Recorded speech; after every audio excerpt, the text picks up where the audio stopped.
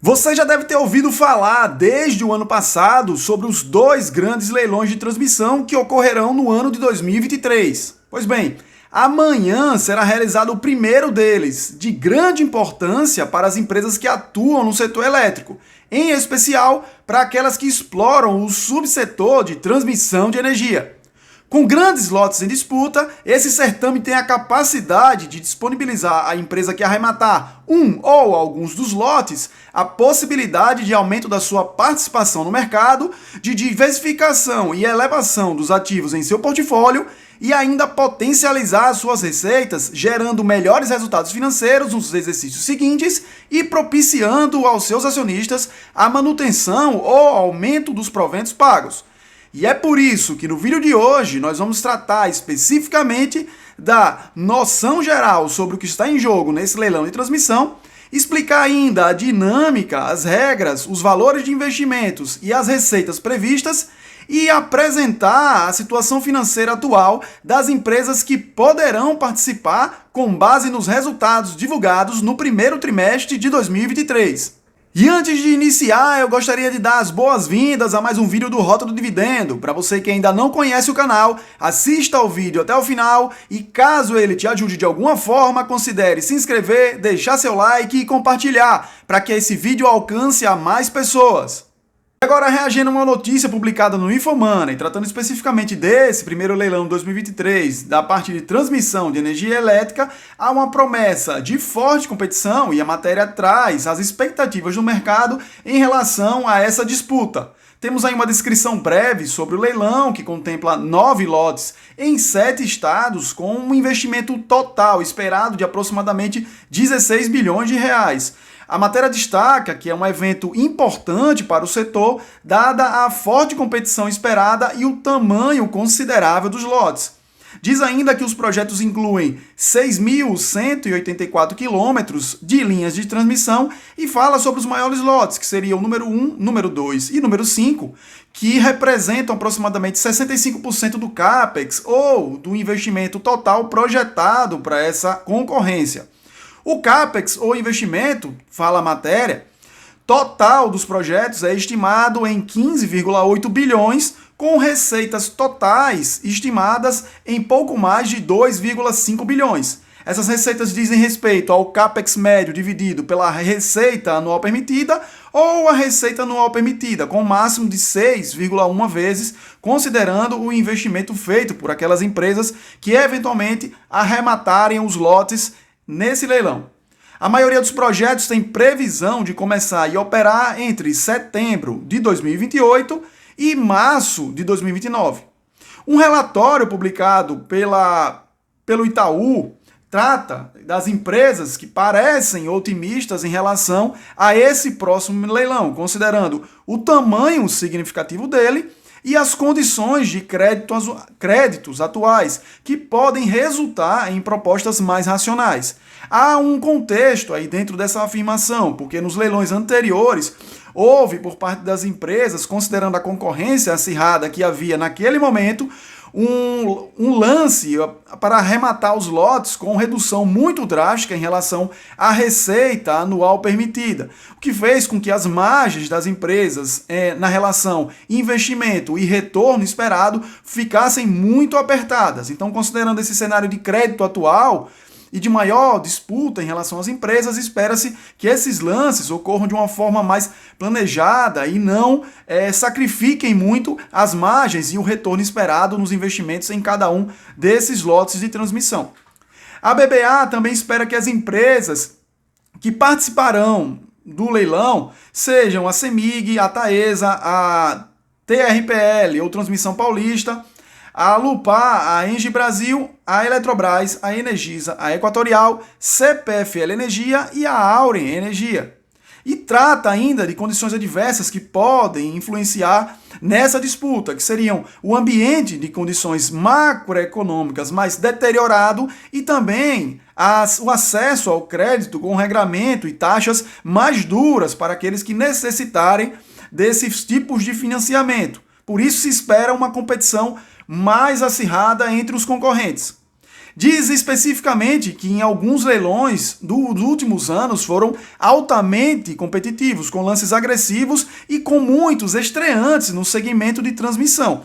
E alguns deles, justamente pelo fato de não terem esse know-how, essa expertise, atuando no setor de transmissão, enfrentaram diversos desafios para desenvolver e implementar esses projetos. E agora, nesse momento, diferente do que ocorreu até o ano passado, as empresas vão se deparar com a falta de contratantes EPC, ou Engineer, Procurement and Construction, ou Engenharia, Aquisição e Construção, ou Projeto e Construção, comum para obras complexas do ponto de vista técnico. Essas empresas especializadas em realizar esses grandes empreendimentos não estão tão capitalizadas, então haverá menos espaço para players ou empresas do setor de transmissão aventureiras, porque sem essa expertise para acompanhamento e desenvolvimento de projetos na parte de transmissão, a ausência dessas empresas especializadas ou a diminuição do número delas no mercado fará com que apenas aqueles players com maior experiência possam tocar esses projetos sem maiores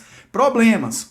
O Credit Suisse, em outro relatório, aponta que espera a Taesa, a Alupar, a Energisa, a Eletrobras, a CPFL Energia, a Neoenergia, a Equatorial, a Auren e a Engie Brasil como possíveis participantes desse certame. E com base na localização dos projetos, o Bank of America prevê que serão mais beneficiados a CEMIG e a Neoenergia como principais licitantes em potencial, dadas as potenciais sinergias com as operações das empresas. Isso, obviamente, como já disse, considerando a localização prevista dos projetos. O Credit Suisse também comenta que a relação entre RAP, ou receita anual permitida, e o CAPEX, ou investimento necessário, começa em 16,3 para esse leilão. Ela informa que é um nível inferior em relação ao último leilão, mas ainda assim acima do histórico de leilões desde 2020, que contemplam uma média na relação entre RAP e investimento de 14,2%. Já em relação ao potencial de retorno dos ativos esperados para esse leilão, estima-se uma taxa interna de retorno média de cerca de 12,5%. Agora, atesta que as empresas podem eventualmente cortar ou diminuir o CAPEX numa taxa de 10% a 15%, e as licitações podem implicar em um retorno de até 30% e gerar ainda retornos razoáveis, na média de 9% em termos reais. E eu explico, as empresas podem, muito embora exista uma previsão de investimento para cada um dos projetos contidos nessa licitação, existe uma previsão de investimento, mas as empresas, considerando a sua experiência, a negociação de preços em relação a insumos, produtos e a própria execução da obra e o projeto, elas podem conseguir descontos e diminuir esses investimentos, e aqui, segundo esse relatório, na média de 10% a 15%, corte de custos. E ainda a esperada, um desconto de até 30% promovido por parte das empresas para que vençam a disputa em cada um dos leilões, de até 30% na receita anual permitida que elas viriam a receber, considerando o máximo possível que será pago nesses leilões. Outro ponto, apesar de estarmos num cenário de taxas de juros mais altas, ainda acredita-se que as empresas podem trabalhar com alguma economia de CAPEX ou dos investimentos necessários para a conclusão desses projetos. E o mercado, assim como todos os acionistas de cada uma dessas empresas que vão disputar o certame, deve ficar de olho em possíveis lances agressivos, apenas para vencer aquela concorrência e a alcançar aquele projeto, porque ele pode, de alguma forma, implicar em retornos mais apertados. O importante desses leilões é que as empresas consigam vencer cada um dos lotes, mas que tragam retornos aos investidores e aos resultados financeiros da companhia, e não apenas aumentar e diversificar o seu portfólio sem trazer nenhum tipo de acréscimo em relação às receitas e ao retorno aos investidores. Ainda que as condições financeiras do país estejam mais difíceis, os players relevantes do mercado, como as maiores empresas que já atuam no setor de transmissão, como diz a matéria, têm amplo acesso ao mercado de capitais. Então eles podem ter aí um respaldo para capitalizar através de emissão de debêntures ou de capitalização por empréstimos em algumas instituições financeiras para fazer frente aos investimentos necessários na disputa desse novo leilão de transmissão. E fatores que sugerem retornos apertados nessa disputa são os preços crescentes de materiais e fretes, o maior custo de capital, ou seja, uma maior incidência de juros e de retorno esperado por aquelas instituições que emprestam o dinheiro, e uma escassez de mão de obra e de contratados EPC, ou seja, uma escassez geral de empresas e de mão de obra especializada para a execução desse tipo de projeto mais complexo. Os licitantes eles poderiam superar os retornos máximos sendo mais eficientes em termos de investimentos. Período de construção, eles podem reduzir aí esse máximo esperado, por exemplo, de 66 meses para a conclusão desses projetos, trazendo um custo menor e podendo oferir a renda relacionada à RAP ou receita anual permitida de uma forma mais rápida. Podem diminuir ainda a alavancagem e se beneficiar de incentivos fiscais dados pelas regiões que serão beneficiadas por esses projetos.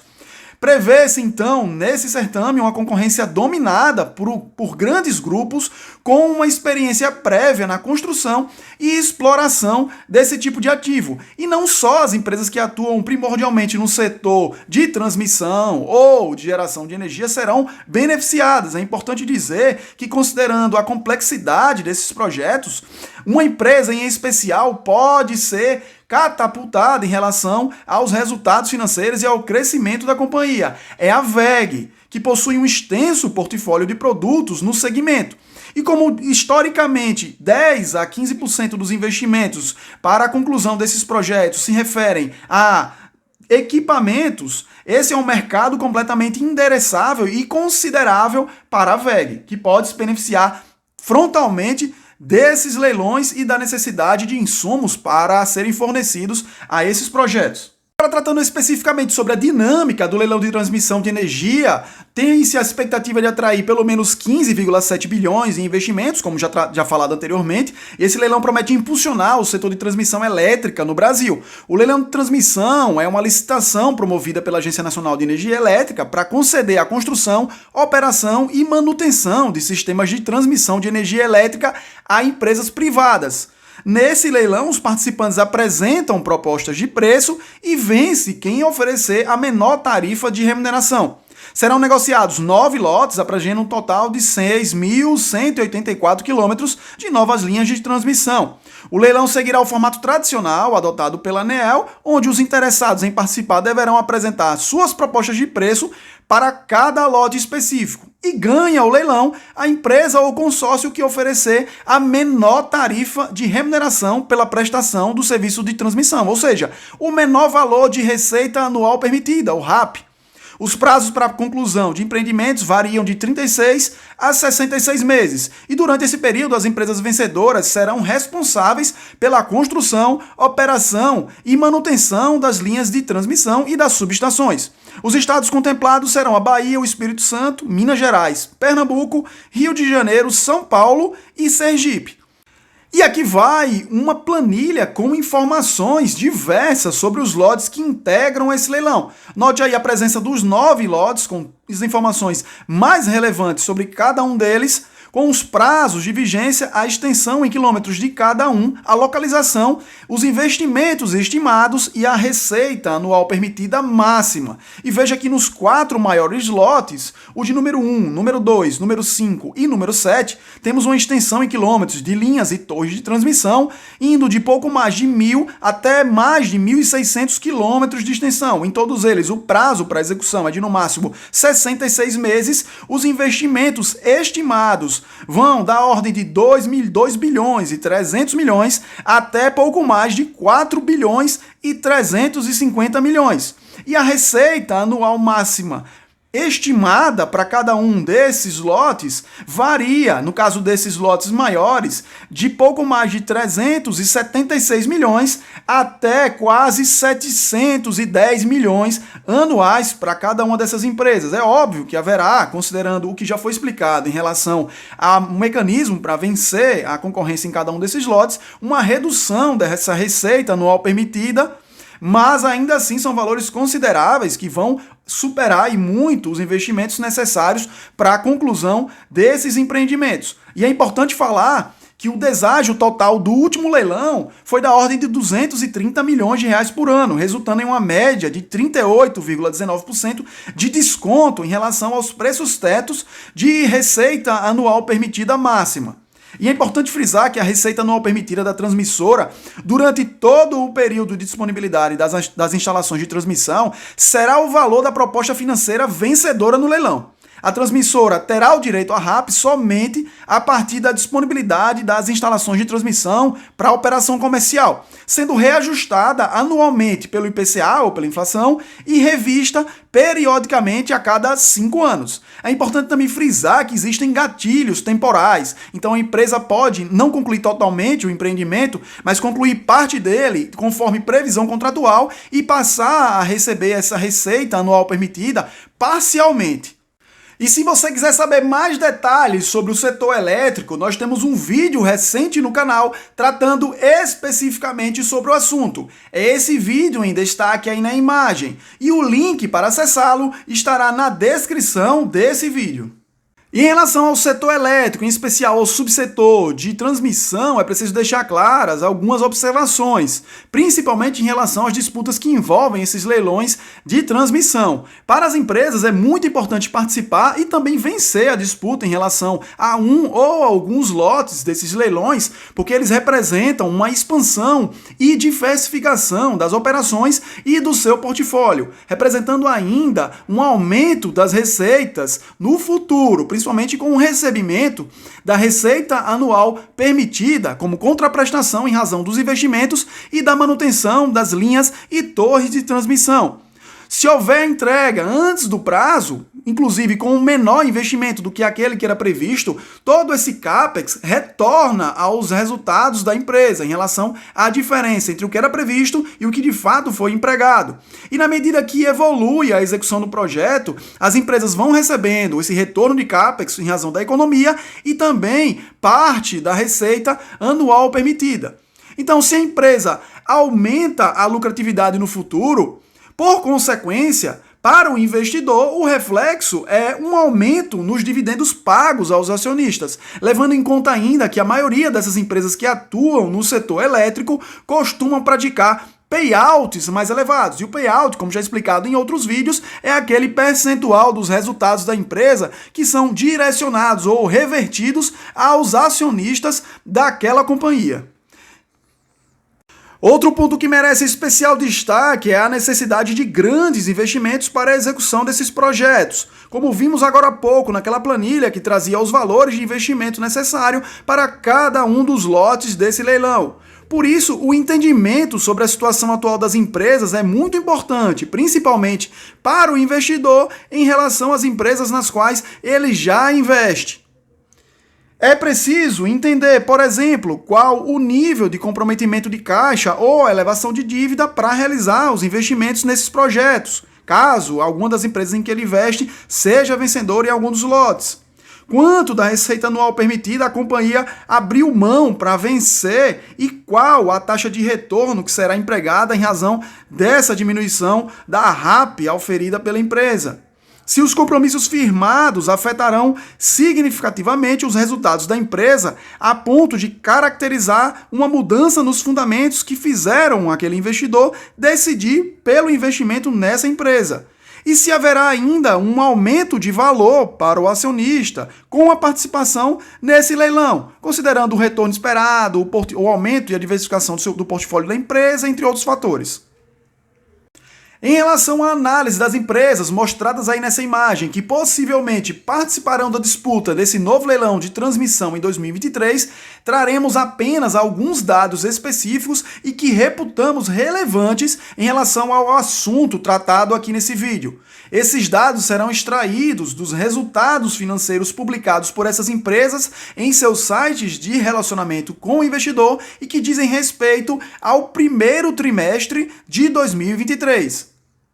E iniciamos a análise das empresas pela CPFL Energia, que reportou com destaque em seus resultados do primeiro trimestre de 2023 uma evolução do EBITDA quando comparado ao mesmo período no exercício anterior na ordem de 33,6%, o mesmo ocorrendo com o lucro líquido, com um aumento de 42,1%. Já em relação à dívida líquida e à alavancagem, temos aí uma relação de 1,7 vezes, quando consideramos a dívida líquida pelo EBITDA.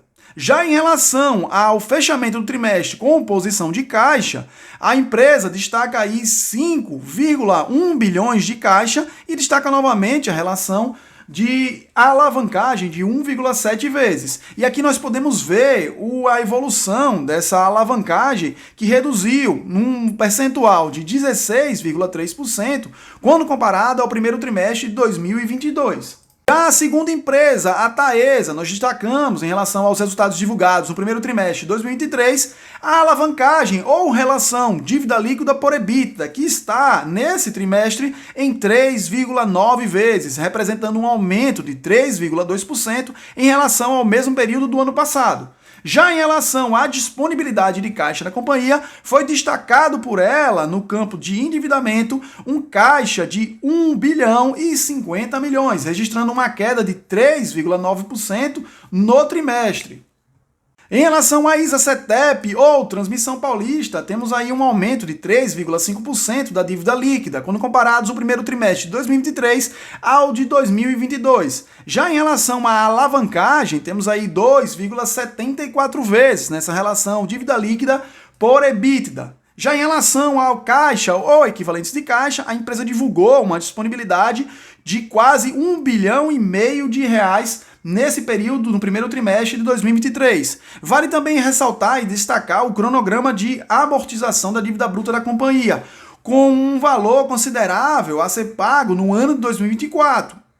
Já a Lupar apresenta em destaque como os principais indicadores consolidados a relação de dívida líquida por EBITDA, que no primeiro trimestre de 2023 está em 3,2 vezes, sendo maior quando comparado ao mesmo período do ano passado e também ao último trimestre de 2022. Já em relação às disponibilidades, caixa, equivalente de caixa e investimentos, totalizam, como dito aí no resultado financeiro da Lupar, pouco mais de 3 bilhões de reais, superando em 178 milhões o caixa ou disponibilidades registrados em dezembro de 2022. Já em relação ao cronograma de amortização da dívida, note que os valores relacionados à amortização em 2024 e 2025 são consideráveis, o que pode trazer aí uma necessidade de adequação da Alupar quando da sua participação nesse leilão. Já a CEMIG destacou em seus resultados do primeiro trimestre de 2023 uma geração robusta de caixa com aumento substancial nesse período. Além disso, o lucro líquido de 1,4 bilhão, que muito embora seja menor do que no mesmo período do ano passado, demonstra a capacidade de tanto de geração de caixa como de lucro líquido e resultados dessa empresa. Já em relação à disponibilidade de caixa, a posição reportada pela CEMIG foi de 3,1 bilhão, com uma alavancagem próxima de uma vez, demonstrando mais uma vez a saúde financeira dessa companhia. A Engie reportou em seu resultado financeiro do primeiro trimestre de 2023 uma evolução no lucro líquido na ordem de 36,7%, com quase 890 milhões de reais reportados como lucro líquido. Já em relação ao endividamento, ela mostra e destaca um endividamento equilibrado, com uma relação de dívida líquida por EBITDA de 2,1 vezes. Já em relação à caixa e equivalentes, informa ter uma disponibilidade de quase 3 bilhões de reais. A Equatorial Energia reportou no primeiro trimestre de 2023 caixa e equivalente de caixa em relação à sua controladora de quase 2 bilhões de reais. E se considerarmos subsidiárias e o resultado consolidado, temos aí um valor aproximado de quase 4,4 bilhão de reais. Já em relação a investimento e dívida, temos aí uma relação de dívida líquida por EBITDA de 3,9 vezes no primeiro trimestre de 2023, considerável aumento em relação ao mesmo período do ano passado. Já em relação ao cronograma de amortização, temos aí nos anos de 2023 e 2024 um valor relativamente considerável para ser amortizado em relação à dívida da empresa, e de alguma forma isso pode interferir na sua participação nesse leilão de transmissão. Já a Neoenergia reportou com destaque em seus resultados do primeiro trimestre de 2023 um lucro líquido de 1,2 bilhão de reais, em linha com o primeiro trimestre de 2022. Já em relação à dívida líquida por EBITDA, temos aí um valor de 3,06 vezes no primeiro trimestre de 2023, representando um aumento em relação a exercícios anteriores.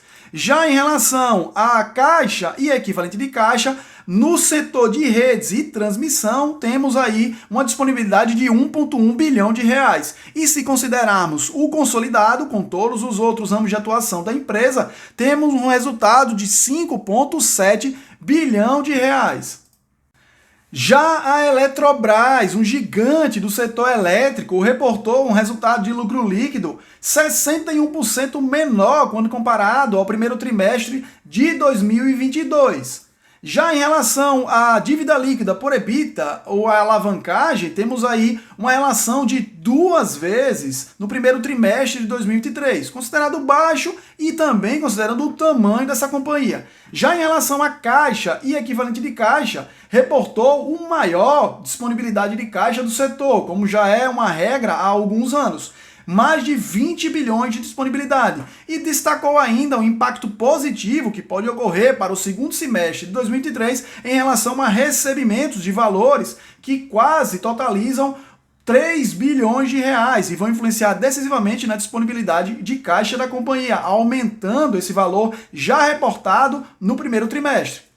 A Auren, que possivelmente será uma estreante na disputa nos leilões de transmissão, demonstra aí o seu desempenho financeiro com a dívida líquida e alavancagem no valor de 1,6 vezes no primeiro trimestre de 2023, representando um aumento em relação ao mesmo período do ano passado. Em relação ao cronograma de amortização da dívida, temos aí um destaque para os anos de 2023 até 2027, com valores consideravelmente baixos, se analisarmos as outras empresas do setor elétrico. A alavancagem, como já dito, em 1,6 vezes e uma sólida posição de caixa, como dito pela própria companhia, de 3,6 bilhões de reais. Já em relação ao lucro líquido reportado no exercício, nós temos aí 230 milhões de reais, revertendo um prejuízo líquido de 5,5 milhões no primeiro trimestre de 2022. Fim, a Energisa, que reportou em seus resultados financeiros do primeiro semestre de 2023 uma redução de 33,2% em seu lucro líquido ajustado, finalizando em pouco mais de 287 milhões de reais. Já em relação à posição de caixa e equivalentes, em março ela era de quase 6,9 bilhões de reais. Já em relação à dívida líquida por EBITDA, ele fechou o primeiro trimestre com 2,9 vezes, contra 3 vezes do final de 2022. Então temos aí uma redução nessa relação entre dívida líquida e EBITDA. Então eu espero sinceramente que com essas informações você, como investidor, possa avaliar melhor o impacto e os desdobramentos para o setor elétrico em razão da realização desse grande leilão de transmissão, principalmente em relação às empresas do setor em que você investe. Por hoje é isso, se inscreva em nosso canal e até o próximo vídeo.